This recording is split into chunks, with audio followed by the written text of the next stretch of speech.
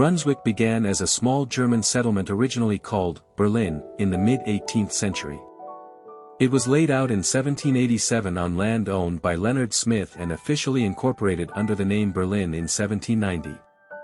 Because there was already a Berlin in eastern Maryland, male confusion was common, and the town was frequently called Barry, after an early postmaster, before the name change, renamed Brunswick and the coming of the railroad, 1830s-1890. In 1831 to 1832 the town officially changed its name to Brunswick to honor the large number of German immigrants from the Duchy of Brunswick. The real turning point came in 1890 when the Baltimore and Ohio Railroad chose Brunswick as the site for a massive new railroad yard and repair shops.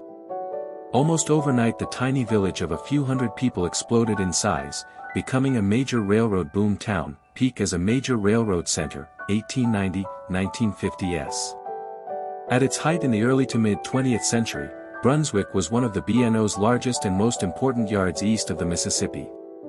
The railroad employed thousands, built hundreds of company houses, a large roundhouse, and a YMCA for workers. During World War II the yard was critical for moving troops and supplies.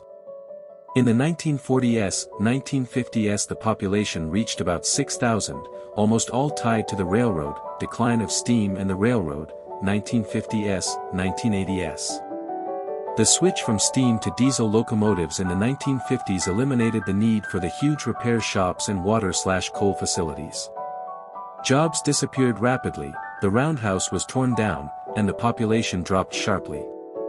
By the 1970s, 1980s Brunswick had become a quiet small town again, with many empty storefronts along Potomac Street, modern revival and outdoor recreation, 1990s present.